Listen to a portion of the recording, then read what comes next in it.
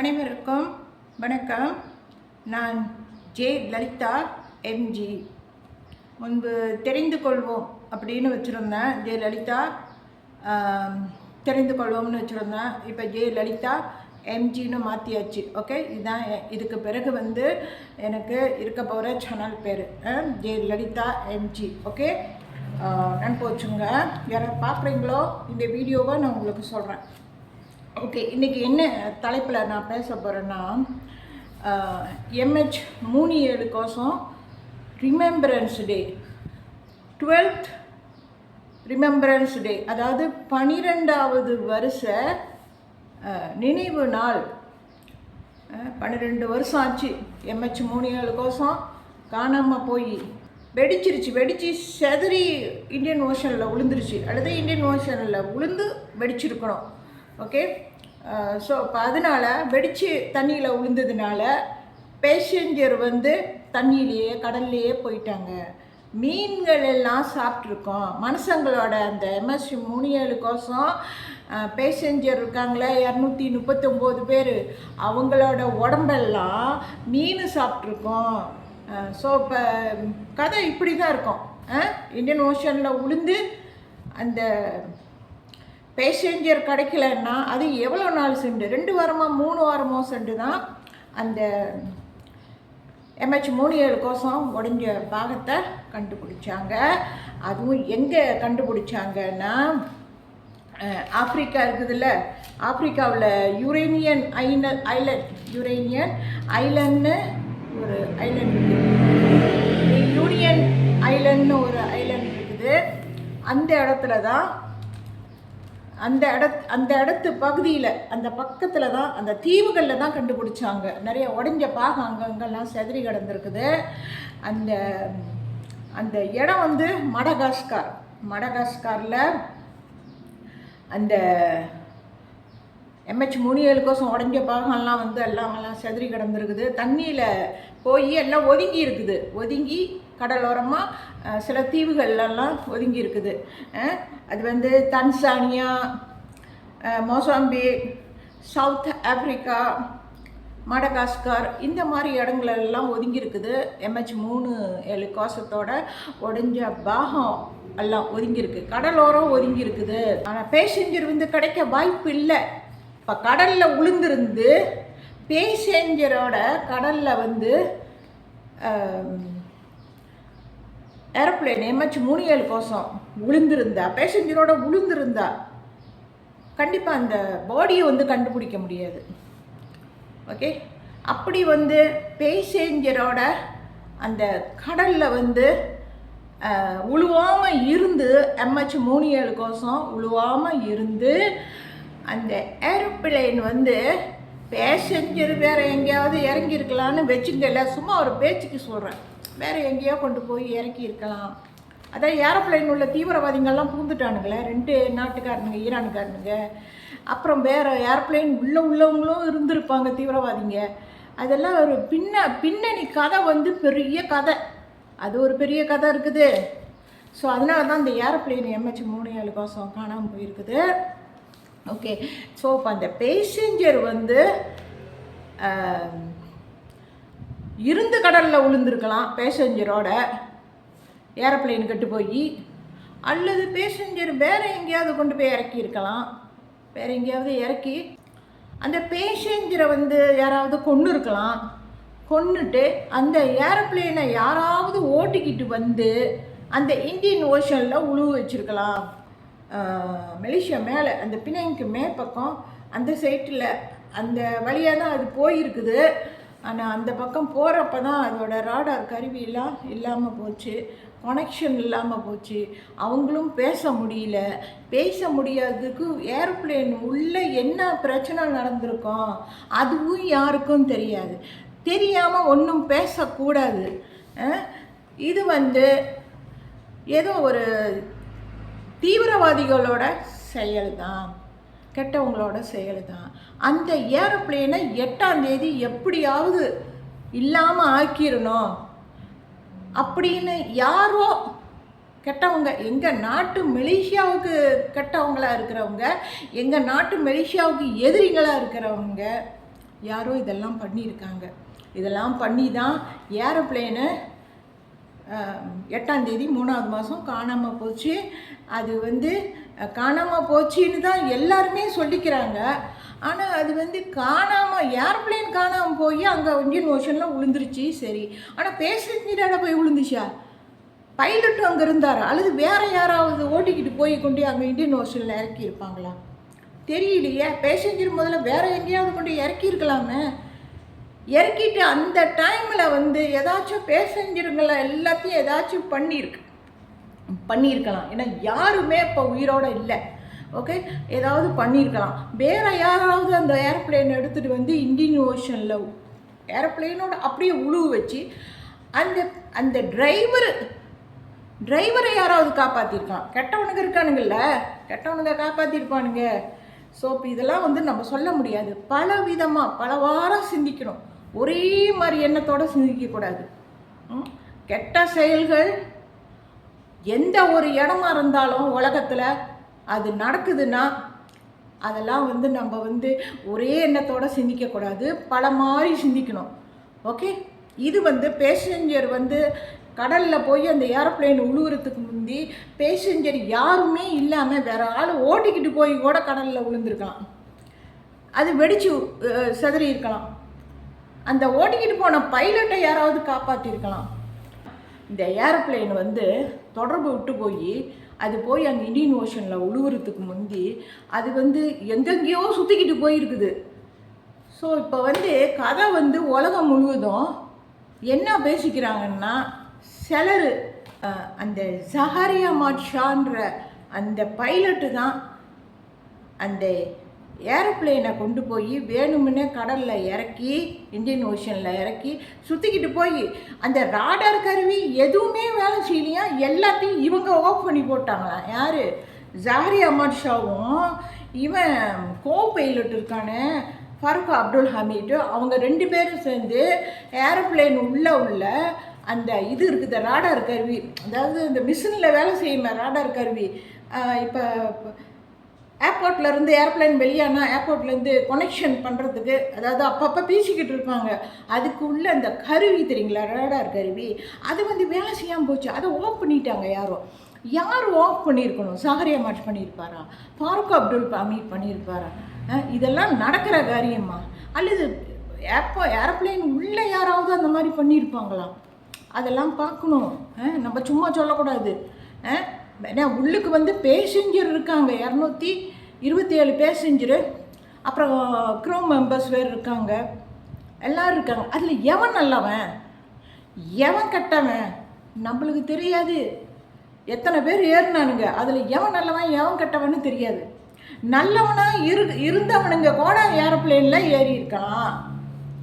ஆனால் அவங்களுக்கு பின்னால் யாராவது சொல்லி கொடுத்து நீ இப்படி பண்ணணும், ஏரோப்ளேன் உள்ள ஏரோப்ளேனை இப்படி பண்ணு, ராடார் கருவியெல்லாம் ஆஃப் பண்ணு, எதுவுமே வந்து ஏர்போர்ட் மலேசியா இன்டர்நேஷ்னல் ஏர்போர்ட் கொத்தாபருக்கெலாம் தான், அவங்களுக்கு எதுவுமே தெரியாத மாதிரி எல்லாத்தையும் ஆஃப் பண்ணி போடுன்னு யாராச்சும் பயமுறுத்தி யாரையாவது ஏரோப்ளேன் உள்ள ஏற வச்சுருக்கலாம்ல.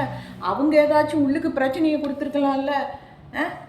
அப்பா உள்ளவங்க யாராவது கொண்டு போய் அந்த ஏரோப்ளேனை பைலட்டு வழியாக்கிட்டு அந்த ஏரோப்ளேனை ஓட்டிக்கிட்டு போய் வேறு எங்கேயாவது கொண்டு போய் இறக்கி ஆளுங்களெல்லாம் கொண்டு போட்டுக்கிட்டு அப்புறம் அந்த ஏரோப்ளேனை இந்தியன் ஓஷனில் உழுவுற மாதிரி பண்ணியிருக்கலாம் தானே.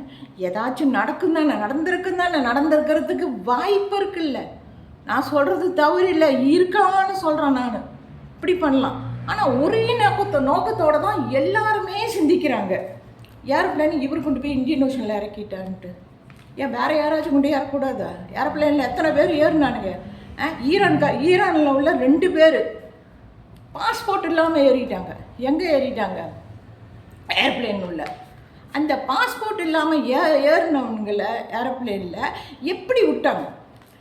இப்போ மலேசியா இந்த ஏர்போர்ட் இருக்குல்ல, செப்பாங் செலாங் ஏர்போர்ட்டு மலேசியா, அதில் தானே அங்கேருந்து தானே ஏரோப்ளேன் போச்சு பீஜிங் சீனாவுக்கு. சரி, எப்படி விட்டாங்க? அங்கே ஏர்போர்ட்டில் எப்படி விட்டாங்க?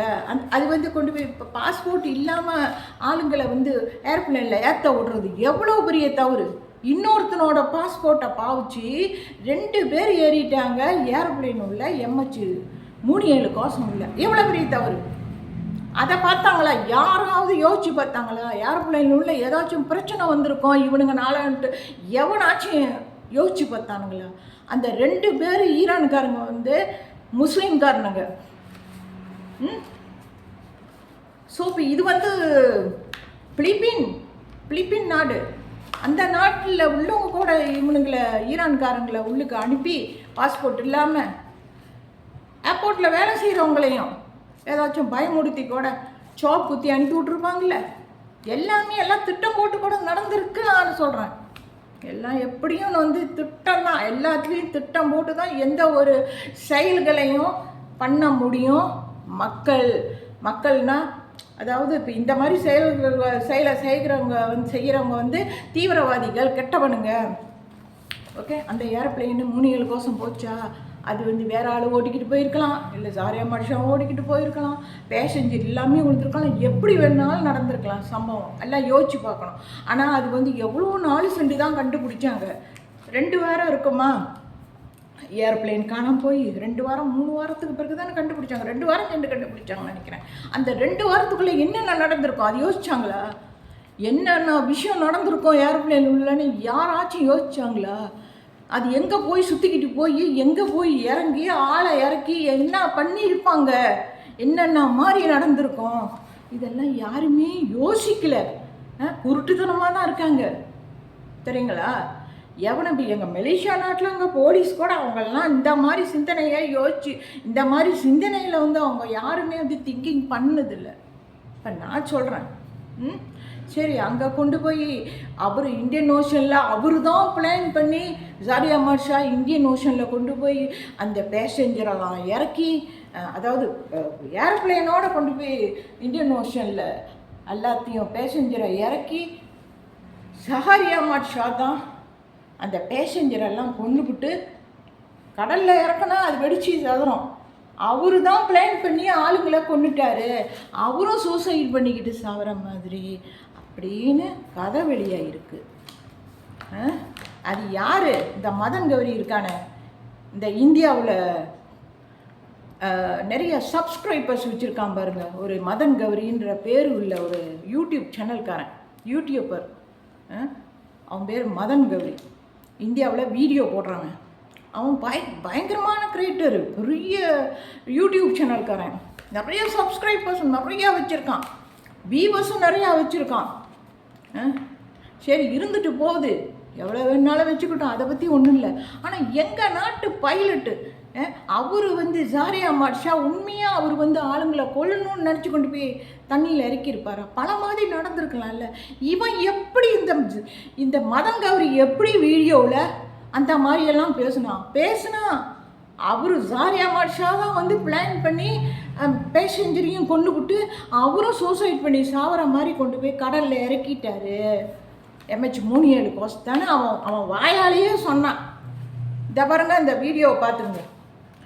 இந்த வீடியோ தான், இந்த சேனல்லாம் பேசுகிறான் பாருங்கள். இவன் எப்படி எங்கள் நாட்டு பைலட்டை பற்றி அவ்வளோ தைரியமாக பேச முடியும்? இப்போ இந்த மதன் கௌரிக்கு ஒரு அண்ணனோ தம்பியோ இருந்திருக்கான்னு வச்சுக்கோங்க. இப்போ எங்கள் மலேசியா நாடு மாதிரி இந்தியாவில் இந்த சம்பவம் நடக்குது, காணாமல் போகுது. மதன் கௌரியோட தம்பியோ அண்ணனோ தம்பியோ எவனோ ஏரோப்ளேன் ஓட்டுறான்னு வச்சுக்கோங்க. ஏரோப்ளேன் ஓட்டி இந்த மாதிரி மற்ற நாட்டுக்காரனுங்க யாராவது இந்த மாதிரி வீடியோ போட்டு அவங்க கூட பிறந்தவனை வந்து ரொம்ப கேவலமாக பேசுனா, கொலகாரன் அப்படி இப்படிலாம் பேசுனா, ஆளை கொண்டுட்டாங்க அப்படி இப்படின்னு, அவன் மதன் கௌரிக்கு எப்படி இருக்கும்? அவனுக்கு எப்படி இருக்கும்? அவன் கூட பிறந்தவனை இருந்திருந்தா, இந்த சம்பவம் அவங்க நாட்டில் நடந்திருந்தா இந்தியாவில், மனசு எப்படி இருக்கும் அவனுக்கு? நம்மளை மாதிரி மற்றவங்களையும் நம்ம நினைக்கணும். ஒருத்தவங்க மேலே பழி போடுறப்ப அது வந்து உண்மையாக இருக்குமா இல்லையா அதெல்லாம் தெரிஞ்சுக்கிட்டு தான் பேசணும். உனக்கு தெரியலையா? மதன் கௌரிக்கு வாயை மூடிக்கிட்டு பேசாமல் இருந்திருக்கணும். வீடியோ போட்டால் ஒழுங்காக போடணும். என்னென்ன பேசியிருக்கிறான் வீடியோவில் அவர் என்னமோ ஜாரியா மார்ஷா வந்து அவர் பொண்டாட்டி மனைவி இருக்காங்களே, அவங்க கூட தொடர்பு இல்லையா, அவங்க கூட பேச்சுவார்த்தை இல்லையா, ஸோ அதனால் 2 பேர்த்துக்கும் பிடிச்சிக்கலையா, அதனால் அவங்க மனைவி வந்து வீட்டை விட்டு போகிறான்னு சொன்னாங்களாம். அந்த கதையெல்லாம் அவன் சொன்னான். அதே சமயம் ஏர்போர்ட்டில் 2 பொம்பளைங்க கூட தொடர்பு வச்சுருந்தாராம். கேட்டுக்குங்க. மலேசியா இன்டர்நேஷ்னல் ஏர்போர்ட்டு எங்கேருந்து வெளியாச்சு? கொத்தாபர் கிளந்தான்லேருந்து வெளியாச்சு. அந்த இடத்துல ஏர்போர்ட்டில் 2 பொம்பளைங்க கூட ஜாரியா மார்ஷா தொடர்பு வச்சுருந்தாராம். எப்போ சரி, இப்போ ஏர்போர்ட்லேயே வந்து இப்போ ஏர்ப்ளைன் காணாமல் போன பிறகு மலேசியா போலீஸு, மலேசியாவில் உள்ள அதிகாரிங்கள்லாம் வந்து இவர் வேறு ஆள் கூட ஏர்போர்ட்டில் பொம்பளைங்க கூட தொடர்பு வச்சுருந்துருக்காரு அப்படி இப்படின்னு ஏதாச்சும் அவங்க பொய் சொல்லியிருந்தா கூட மலேசியாவில் நியூஸ் வந்து பொய்யான நியூஸாக வெளியாகிருந்தா கூட இவன் யார் இதை பற்றியெல்லாம் பேசுகிறதுக்கு? மதன் கௌரி இவன் எப்படி பேசலாம் எங்கள் நாட்டு பைலட்டை பற்றி? எவ்வளோ தைரியம் தெரியுங்களா? எங்கள் மலேசியானா அவ்வளோ இலக்கார நாடா? இந்தியானா வசதியா? இதெல்லாம் திமிரு தானே. என்னென்னமோ பேசினா வீடியோ உள்ள அந்த பைலட்டு ஏரோப்ளைன் உள்ள பேசஞ்சரோட ஹெட்ஃபோன்லாம் அந்த பைலட்டு எடுத்து வச்சுக்கிட்டானா. அவன் எடுத்து வச்சுக்கிட்டானா, ஃபோனெல்லாம் எடுத்து வச்சுக்கிட்டானா. ஸோ ஆளுங்க வந்து கான்டாக்ட் பண்ண முடியலையா? இந்த மாதிரிலாம் அவங்க பண்ணுவாங்களே, பாவம் இல்லை. இந்த பைலட்டு 2007 பதவிக்கு வந்தான். பாவம் அவன் அந்த பையன். அவங்க தாய் தகப்பனுக்கு எப்படி இருக்கும்? தகப்பனை விடுங்க, இருந்தாலும் தாய் பெற்றவளுக்கு எப்படி இருக்கும் நினச்சி பார்க்கணும்ல. இப்படியெல்லாம் வீண் பழிய சுமத்தலாமா? இவனுக்கு எதுக்கு கொழுப்பு, வாய் கொழுப்பு மதன் கௌரிக்கு? இவன் பெரிய கிரியேட்டரு, உலகம் முழுவதும் நிறைய ஆதரவை தேடி வச்சுக்கிட்டு இருக்கிறான். இந்தியாவில் உள்ளவன் தமிழன் எப்படி வீடியோ போட்டிருக்கான் எங்கள் நாட்டு பைலட்டை பற்றி. அதெல்லாம் எனக்கு இது பிறகு என்ன சொல்கிறதுன்னு தெரில. ரொம்ப பேசிட்டான், எங்கள் நாட்டு பைலட்டை பற்றி ரொம்ப பேசிட்டான். பிள்ளைங்க அவங்க வீட்டில் ஜாரியா மார்ஷாவோட பிள்ளைங்க கூட பேசலையா அவங்கக்கிட்ட? பிள்ளைங்களாம் வீட்டை விட்டு போயிட்டாங்களாம். என்ன கதை பேசுகிறான்? ஜாரியா மார்ஷாவோட மக ஐஷா, அந்த பிள்ளை மூத்த பிள்ளை, அந்த பிள்ளை ஆஸ்திரேலியாவில் படிச்சுக்கிட்டு இருந்தா. ஐஷான்றவ ஜாரியா மார்ஷாவோட பொம்பளை பிள்ளை ஒன்று படிச்சுக்கிட்டு இருந்தா. அந்த பிள்ளையோட ஃபோட்டோவோட இருக்கும் இன்டர்நெட்டில். ஐஷான்றவ மகன் ஒருத்தர் இருக்கான். மகன் வந்து அவன் இந்த பிள்ளையே படிச்சுக்கிட்டு இருக்குது அப்போ அவனும் படிச்சுக்கிட்டு தானே இருப்பான். படிக்கிற வயசு பிள்ளைங்க வந்து ஒரு 17, 18, 19 வயசு எல்லாம் காலேஜில் படிக்கிற பிள்ளைங்க நம்ம வீட்டிலேயே தங்கணும்னு எதிர்பார்த்தா எப்படி முடியும்? அவங்க தூரத்தில் போய் எங்கேயாவது காலேஜில் போய் தங்கி படித்தா தூரத்தில் தானே போய் அங்கே போய் ஹாஸ்டலில் தங்கி படிக்கணும். வீட்டுக்கு என்னைக்காச்சும் ஒரு நாளைக்கு வந்துட்டு போவாங்க. இப்படி தானே எல்லாத்துக்குமே அப்படி தான். பிள்ளைங்கள்லாம் பெருசாகிட்டு இப்போல்லாம் படிக்கிற வயசில் காலேஜிலலாம் போய் படித்தா கண்டிப்பாக வீட்டில் தங்க முடியாது. அங்கே ஸ்கூலில் தான் இருப்பாங்க. ஸோ இப்போ இதெல்லாம் வந்து ஏன் அவன் யோசிச்சுக்கல? பிள்ளைங்கள்லாம் வீட்டு விட்டு போயிட்டாங்களாம். அவங்க அப்பா கூட ஜாரியா மார்ஷாவோட பேசலையா? இதெல்லாம் என்ன கதை? ஏன் இந்த கட்டுக்கதையெல்லாம் கட்டுனா அவன்? இதெல்லாம் மோசம். அவன் வீடியோ இன்னும் இருக்குது, இன்டர்நெட்டில் போய்கிட்டு இருக்குது. அதையும் போட்டிருக்காங்களே, என்ன வச்சுக்கிட்டு இருக்காங்க? யார் தட்டுனா அவனோட தான் வரும். அவனுக்கு தான் நிறைய சப்போர்ட் இருக்குது. இந்தியா மட்டும் இல்லை, உலகம் முழுவதும் அவனுக்கு சப்போர்ட் இருக்குது. ஏதோ இருந்துட்டு போகுது. ஆனால் எங்கள் நாட்டு பைலட்டை பற்றி ரொம்ப மோசமாக பேச இவன் யார்? நீ உன் நாட்டை பற்றி பேசுகிறியா? பேசிக்க, என்ன பண்ணாலும். எங்கள் நாட்டு பைலட்டை பற்றி ரொம்ப மோசமாக பேசி எங்கள் நாட்டு ஆளுங்க மலாய்க்காரனுங்களே உருப்படாதவனுங்க, கோலம்பூரில் உள்ளவனுங்க. இந்த ஏர்ப்ளைன் காணாமல் போனதும் அவரு தான் என்னமோ பண்ணிட்டாங்க அப்படின்னு வதந்திங்களை கிளப்பி விட்டுட்டானுங்க. அந்த சமயத்தில் வீட்டில் ஜாரியா மார்ஷா வீட்டுக்கு உள்ளுக்கெல்லாம் போயிட்டானுங்களாம். News reporter போயிட்டானுங்களாம். உள்ளுக்கு போய் அந்த மிஷினெல்லாம் திறந்து அந்த ரூமில் போய் அவர் என்னென்னமோ படம்லாம் வச்சுருக்காராம். அவர் வந்து பைலட்டு. அவங்க வீட்டிலலாம் கண்டிப்பாக வந்து வெளிநாட்டுக்கு போகிறது வர்றது, இந்த மாதிரி இது சம்மந்தப்பட்ட ஏரோப்ளேனு இறங்குறது, வெளிநாட்டுக்கு போகிறது இறங்குறது, வெளிநாட்டுக்கு போகிறது, இந்த படங்களெல்லாம் வந்து ஏரோப்ளேன் படத்தோட எல்லாம் அப்படியே இந்த ரூமில் எல்லாம் வச்சுருந்தா அது என்ன தவறு ஸோ ஒரு பைலட்னா கண்டிப்பாக வந்து அந்த ஏரோப்ளேன் சம்மந்தப்பட்ட நுணுக்கங்கள் எல்லாம் தெரிஞ்சுக்கிறதுக்கு என்னென்ன விஷயங்கள்னு பைலட் வந்து தெரிஞ்சுக்கிறதுக்கு வீட்டிலலாம் வச்சுருப்பாங்க தானே, அப்படி தான் அவரும் வச்சுருந்துருக்காரு. இவங்க என்ன பண்ணிக்கிட்டாங்க, நியூஸ் ரிப்போர்ட்டர் உள்ளுக்கு போந்து எல்லாம் பார்த்துக்கிட்டு என்னென்னமோ எல்லாம் கதையை உண்டாக்கியிருக்காங்க. ஸோ அவர் வீட்டில் அந்த மாதிரி ஒரு இதெல்லாம் வச்சுருந்தது ஏரோப்ளேன் சம்மந்தப்பட்டதெல்லாம், அதெல்லாம் ஒரு தவறா. ஏன்னா ஏரோப்ளேன் காணாமல் போச்சா அவர் தான் காணாமல் ஆக்கிட்டாராம். இதனால இது உலகம் முழுவதும் நம்பிருச்சு. மலேசியாவில் உள்ளவங்களே எல்லாம் கதையை கொண்டாந்துட்டானுங்க. எங்கள் நாடு உருப்படியாக இருந்தால் தானே மற்ற நாட்டுக்காரனுங்கெல்லாம் எங்கள் நாட்டை பற்றி பைலட்டை பற்றி ரொம்ப கேவலமாக பேசுகிறாங்கன்னா எங்கள் நாட்டில் உள்ளவனுங்க உருப்படியாக இருந்தால் தானே, நல்லவனுங்களாக இருந்தால் தானே எங்கள் நாட்டு மலாய்க்காரனுங்க. இன்டர்நெட்டில் தான் எழுதி போட்டிருக்கானுங்களே, இல்லை நானும் தானே பார்த்தேன். படங்கள்லாம் வச்சு காட்டுறானுங்களே, படங்கள் வச்சு காட்டுறானுங்கள்ல. என்ன பண்ணுறது, நானும் மலேசியாவில் தான் பிறந்துட்டேன். ஸோ ஒரு பைலட்டை பற்றி எங்கள் நாட்டில் உள்ளவங்களே மோசமாக எல்லாம் போட்டிருக்காங்க இன்டர்நெட்டில். ஸோ அது ஏரோப்ளேன் காணாமல் போன பிறகு அவர் தான் என்னமோ வேறு பிளேனை என்னமோ பிளான் பண்ணி ஆளுங்களை கொண்டு எல்லாம் இது பண்ணிட்டாருன்ட்டு. காரணம் பொண்டாட்டியோட பேச்சு இல்லை, அவள் வீட்டை விட்டு போகிறான்னு சொன்னாங்களாம், பிள்ளைங்க யாரும் பேசலையாம். அதனால இவன் மதன் கௌரி சொல்கிறான், இதைத்தானே எல்லாரும் பேசுவாங்க. சரி அது பரவாயில்ல, இருந்துட்டு போகுது. அது அவன் பேசிட்டு அப்படியே போகிறான். கடவுள் ஒருத்தன் பார்த்துக்கிட்டு இருப்பான்ல, எவன் நல்லவன் எவன் கெட்டவன்ட்டு. பேசஞ்சர் எத்தனை பேருன்னா, அந்த கோத்தாபர் கிளம்தான்லேருந்து பீஜிங் சீனாவுக்கு போன ஏரோப்ளேனு இருக்குல்ல, அதில் போன பேசஞ்சர் வந்து 239 பேர். ஓகே, அந்த க்ரைம் மெம்பர்ஸோட 239, 12 பேர் க்ரைம் மெம்பர்ஸாக அதில் வேலை செய்கிற ஊழியர்கள். அதில் 2 பேர் பேசஞ்சரில் 2 திருடனுங்க உள்ள போயிட்டானுங்க. யார்? ஈரானில் உள்ளவனுங்க. அதுங்க பண்ணின வேலை தான். அவங்க யார் கையாளுன்னா, அந்த இது இருக்குதுல்ல பிலிப்பைனில் ராஜா அரச குடும்பம் இருந்தாங்கல்ல, அந்த இவர் அந்த ஜமல் உல் கிராம் 3 அவர் அந்த பிலிப்பைன் அரசாங்கம் அவரோட ஜமல் உல் கிராம் 3ஓட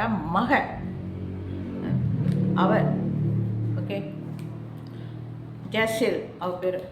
இதுங்க எல்லாம் சேர்ந்து பண்ணினது தான். யாரையோ உள்ளே அனுப்பி விட்டுட்டாங்க, என்னமோ நடந்திருக்குது. ஆனால் இவர் வந்து ஆளுங்களை கொள்ளணுன்ட்டு என்ன இல்லை, நல்ல மனுஷன். அவர் பிறந்தது வந்து 1961 31 ஜூலை மாதம் பிறந்திருக்காரு. நல்ல மனுஷன்தான். ஏன்னா ஜாரி அஹ்மத் ஷா வந்து எப்படிப்பட்டவர் அப்படின்னு தெரிஞ்சுக்கணுன்னா, ஜாரி அஹ்மத் ஷாவோட ஃப்ரெண்டு ஒருத்தர் இருக்கார். அவர் பீட்டர் சாங்னு ஒருத்தர் இருக்காருன்னு நினைக்கிறேன். அவரை பார்த்து யாராவது போய் எல்லாம் கேட்டு விசாரித்த அவர் சொல்லுவார் ஜாரி அஹ்மத் ஷா எப்படிப்பட்டவர். ஏன்னா அவங்க 2 பேரும் க்ளோஸ் ஃப்ரெண்டு. தெரிஞ்ச விஷயம்லாம் தெரிஞ்சவர் அவர் தான். நல்லவன் எப்படி ஒரு கெட்ட செயலை செய்வான், அப்படியே செஞ்சால் அதுக்கு பின்னால் யாரோ இருக்காங்க, நீ இப்படி பண்ணு அப்படின்னு யாராவது பயமுடுத்தி ஏதாவது பண்ணியிருந்தா பண்ணுறதுக்கு வாய்ப்பு இருக்குது. இது ஜாரி அஹ்மத் ஷா இவரை பொறுத்த வரைக்கும் இந்த பைலட் 37 இந்த ஏர்பிளைன் 37 கோசம் இதுக்கும் ஜாரி அஹ்மத் ஷாவுக்கும் பல கதைங்க உருவாகியிருக்கலாம். இப்படி இருக்கலாம், அப்படி இருக்கலாம். ஸோ இப்போ இதை வந்து ஒரே நோக்கத்தோடு இப்படி தான் இருக்குன்னு நம்ம சொல்ல முடியாது. ஏன்னா எங்கள் மலேசியா நாட்டுக்கு நிறையா எதிரிங்க இருக்கானுங்க. இங்கே பார்த்தீங்களா, நாங்கள் படம் வைக்கிறோம் பாருங்கள். இது என்ன படம்னா, முந்தி எங்கள் நாட்டில் சபான்னு ஒரு இடம் இருக்குது. எங்கள் நாட்டில் மொத்தம் 13 ஸ்டேட் இருக்குது. அந்த 13 ஸ்டேட்டில் சபாங்கிற ஒரு இடம் ஒன்று இருக்குது. இது அங்கே இருக்குது பாருங்கள், இதுதான். இந்த இடத்துல லஹாடாத்தோன்னு ஒரு இடம் இருக்குது. இந்த இடத்துல 2013 சண்டை நடந்திருக்குது. யாருக்கா இருக்கும்? அந்த பிலிப்பைன் ராஜா இருக்கார், சுல்தான் ஜமல் உல் கிராம்.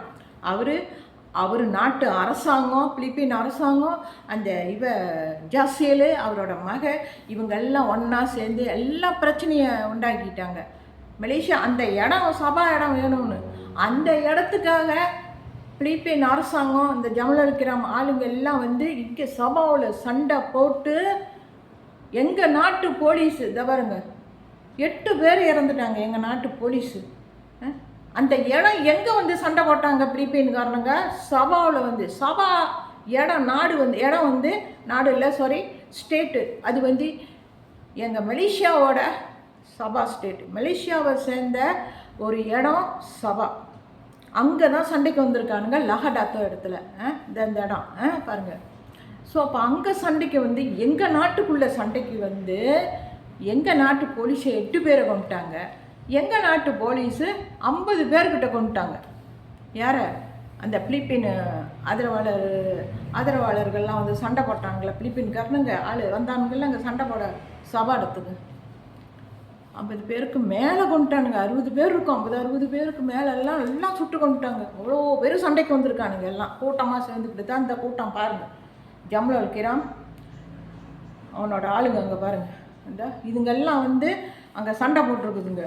சபாவில் சண்டை போட்டு கடைசியில் யார் ஜெயிச்சா? சபாவில் உள்ள அந்த இடத்த வந்து மலேசியா அரசாங்கம் கொடுத்துச்சா? வேற என்னமோ ஒரு கதை இருக்குது, அந்த கதைலாம் எனக்கு தெரியாது. அந்த இடத்துல வந்து சண்டை போட்டிருக்கானுங்க லஹாடாத்தோ இடத்துல பிலிப்பைன்காரனுங்க. அப்படியே பூந்து வந்து எல்லாம் சண்டையை மலேசியா போலீஸுக்கிட்ட போட்டிருக்கானுங்க. எல்லாம் இன்ஃபார்ம் பண்ணிட்டு தான் வந்திருக்கானுங்க. ஸோ இப்போ இவ்வளவெல்லாம் விஷயம் நடந்திருக்குது. ஏரோப்ளேன் காணாமல் போனது 8ஆம் தேதி 3வது மாதம் 2014. ஓகே. ஸோ 8ஆம் தேதி காணாமல் போயிருக்குன்னா எங்கள் நாட்டு போலீஸு 8 பேர் இறந்துருக்காங்க அந்த சண்டையில். அவங்க 50-60க்கு மேலே. இப்போ இது வந்து யாரோ வந்து என்னமோ ஒரு சதி வேலை பண்ணி அந்த ஏரோப்ளேனை கவுத்துட்டானுங்க. ஏரோப்ளேனு அங்கே இந்தியன் ஓஷனை உழுவுற மாதிரி என்னமோ சதி வேலை நடந்திருக்குது. எல்லாம் வேற அங்கே பிலிப்பைன்காரனுங்க வேலை தான். அவங்க எல்லாமே யாரும் இருக்க முடியாது, அவங்க வேலையே தான். ஓகே.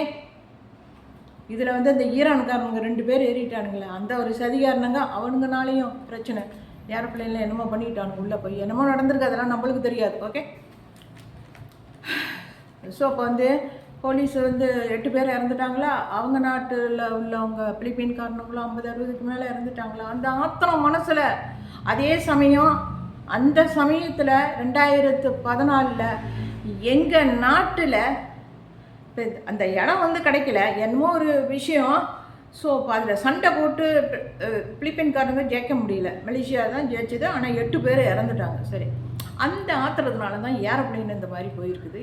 அது 8ஆம் தேதி 3வது மாதம் 2014. சுல்தான் அப்துல் ஹலீம்னு வரும். அப்துல் ஹலீம் பின்னால் ஷான்னு வரும். ஷா பேர் உள்ள சுல்தான் தான் 2014 ராஜாவாக இருந்திருக்காரு மலேசியாவுக்கு. அந்த சமயம் தான் ஏரோப்ளேனு காணாமல் போயிருக்குது. அந்த ராஜா பதவியில் உள்ளவர் வந்து ஷா பேர். ஓகே. ஸோ அவர் இருக்கிற அந்த வருஷம்தான் 2014 தான் அந்த ஏரோப்ளேனை கவுத்துட்டாங்க பிலிப்பைன்காரங்க. அவங்களா தான் இருக்கும், வேறு யாரும் இருக்க முடியாது. தேதி வந்து 8ஆம் தேதி, அதை பார்க்கணும் முதல்ல. எங்கள் நாட்டு போலீஸ் 8 பேர் இறந்துட்டானுங்க, அதை முதல்ல பார்க்கணும். எல்லாம் திட்டம் போட்டு பண்ணுனா சதி வேலை. என்னான்னு நான் சொல்ல முடியும்? அந்த சமயத்தில் 2014 எங்கள் நாட்டு போலீஸ் அதிகாரியாக இருந்தவர் யாருன்னா தான் ஸ்ரீ கலீப் அபு பாக்கர். இவர் தான் 2014 எங்கள் நாட்டு போலீஸ் அதிகாரியாக இருந்தார். ஒரு 12 வருஷம் ஆகுது இந்த வருஷம். இப்போ இன்றைக்கி தேதி என்னன்னா, இன்றைக்கி தேதி வந்து 11. இந்த வீடியோ நான் எடுத்திருக்க வேண்டிய நாள் எதுன்னா 8ஆம் தேதி 3வது மாதம் நான் எடுத்திருக்கணும். ஆனால் 8ஆம் தேதி 3வது மாதம் நான் எடுக்கலை. ஓகே, வீடியோ எடுக்கலை. இன்றைக்கி 11ஆம் தேதி நான் எடுக்கிறேன். ஓகே. ஸோ பரவாயில்ல, கொஞ்சம் லேட்டாச்சு. ஆனால் மாதம் ஒன்று தானே, இந்த மாதம் தானே காணாமல் போச்சு 8ஆம் தேதி. பரவாயில்ல. ஸோ இப்போ வந்து அந்த ஏரோப்ளேனு காணாமல் போய் பேசஞ்சரெல்லாம் போயிட்டாங்க. ஸோ இப்போ இது ஒரு பெரிய துக்க சம்பவம் தான் மலேசியாவுக்கு. இருந்தாலும் நம்ம என்ன பண்ண முடியும்? அவங்க எப்படி வந்து அந்த பேசஞ்சர் வந்து இறந்தாங்கன்ட்டு நம்ம யாரும் சொல்ல முடியாது. ஏதாவது ஒரு பிரச்சனைன்னா ஏரோப்ளேன் சம்மந்தப்பட்டது முதல்ல வந்து பிடிக்கிறது யாரன்னா பைலட்டை பிடிப்பானுங்க, பைலட்டை பிடிப்பானுங்க. அவங்க தான் என்னமோ பண்ணிட்டாங்கன்னு. மற்றவங்களெல்லாம் யார் என்னான்ட்டு அதெல்லாம் ஒன்றும் கண்டுக்க மாட்டானுங்க. பின்னால் எவனாச்சும் இப்போ சொல்லி இந்த மாதிரிலாம் நடக்குதா அதுவும் தெரியாது. அதெல்லாம் யோசிக்க மாட்டானுங்க. பைலட்டு தான். அப்படி தான் எங்கள் நாட்டு ஜாரியா மாட்ஷா பைலட்டு மேலே அபாண்டமான கெட்ட பேர். அவர் இல்லை, அவருக்கு ஒரே செல்ல பிள்ளை யார், ஐஷா. அவள் அந்த சமயத்தில் ஆஸ்திரேலியாவில் படிச்சுக்கிட்டு இருந்திருக்கா. யூனிவர்சிட்டியில் ஆஸ்திரேலியாவில் படிச்சுக்கிட்டு இருந்த சமயம் அந்த ஏரோப்ளேன் அங்கே போய் உழுவுறப்ப ஆஸ்திரேலியாவில் படிச்சுக்கிட்டு இருந்தா. ஸோ அவர் பாவம் இல்லை, அவருக்கு ஒரே பொம்பளை பிள்ளை தானே. அவருக்கு மனசு எப்படி இருந்திருக்கும்? அவர் சூசைட் பண்ணிக்கிட்டு போய் இந்தியன் ஓஷனில் ஏரோப்ளேன் இறக்கி ஆளுங்கெல்லாம் சாகணுன்ட்டு அவர் அந்த மாதிரி ஒரு திங்கிங்கில் போயிருப்பாரா? இல்லை, இப்படி இருக்கும். இன்ஜின் கெட்டு போயிருக்கோம், இன்ஜின் கூட கெட்டு போயிருக்கலாம். அப்படி வந்து இப்போ இன்ஜின் கெட்டு போய் அங்கே போய் விழுந்திருந்தா இந்த காரணத்தையும் நம்ம சொல்லலாம், இதுவும் காரணமாக இருக்கும்னு. ஓகே, அந்த இவர் இருக்காதுல்ல நஜீப் துன் ரசாக், இவர் அந்த சமயம் ஏரோப்ளேன் விழுந்துச்சு தெரியுங்களா, காணாமல் போச்சு தெரியுங்களா. அந்த சமயம் 2014 8ஆம் தேதி 3ஆம் மாதம் காணாமல் போச்சு இல்லை. அந்த சமயத்தில் இவர் நஜீப் அப்துல் ரசாக் இவர் வந்து அந்த ஏர்ப்ளேன் காணாமல் போய் 1 வாரம் சென்று நினைக்கிறேன் டிவியில் போட்டாங்க, எங்கள் மலேசியா டிவியில். அதில் வந்து அவர் நஜீப் என்ன சொன்னாருன்னா நான் கேட்டேன், பார்த்தேன் டிவியில் செய்தியில் பார்த்தேன். அவர் என்ன சொன்னாருன்னா இன்ஜின் வந்து கட்டு போச்சான், ஏரோப்ளேன் இன்ஜின் கட்டு போச்சான். அதனால தான் ஏரோப்ளேனு சுற்றி போய் இந்தியன் ஓஷனில் விழுந்துச்சான். இவர் சொன்னார் நஜீப்பு. அதுவும் காரணமாக இருக்கலாம் தானே. நான் பார்த்தனே, நான் கேட்டனே செய்தியில், நான் ஏன் போய் சொல்லணும்? போட்டிருக்காங்களே, யார்கிட்ட வேணாலும் கேட்கலாம். அந்த சமயத்தில் செய்தியில் போச்சா அப்படின்னு அவர் அப்படி சொன்னாரா, ஏரோப்ளேன் கட்டு போச்சு அதனால தான் அவர் சுற்றிக்கிட்டு போய் அங்கே விழுந்தார் இந்தியன் ஓஷன்லன்னு. பல மாதிரி நினைக்கணும். இப்போ இவர் சொன்னது வந்து அவர் உண்மையாக கூட இருக்கலாம், அது எப்படின்னு நான் சொல்ல முடியாது. ஓகே, பல மாதிரி நம்ம இதெல்லாம் யோசிக்கணும், இப்படி இருக்கலாம் அப்படி இருக்கலாம். ஸோ இப்போ இது வந்து விபத்து எல்லாம் திட்டமிட்டு நடந்த ஒரு ஒரு ஒரு ஒரு விபத்துன்னு சொல்லலாம். ஓகே, சரியாப்பா. அது எத்தனை 12 வருஷம் ஆகுது, இன்னமும் வந்து பேசஞ்சரை கண்டுபிடிக்க முடியலையா. ஏரோப்ளேன் காணாமல் போச்சேன். எப்படி ஏரோப்ளேன் காணாமல் போச்சு? அதுதான் வந்து இந்தியன் ஓஷனில் விழுந்துருச்சே. ஆளுங்க என்ன ஆனாங்க அதை பற்றி எவனாச்சும் யோசிக்கிறானுங்களா? ஆளுங்க என்ன ஆனாங்க அதை யோசிக்கணுமில்ல. ஆளுங்க அதை பற்றி நினைக்கல, ஏரோப்ளேன் காணாமல் போச்சு. சரி, இவ்வளவு தான். இதனோட ஜே லலிதா எம்ஜி இந்த வீடியோவை முடிச்சுக்கிறேன். ஓகே, தேங்க்ஸ் ஃபார் வாட்சிங் my video viewers. Thank you, by.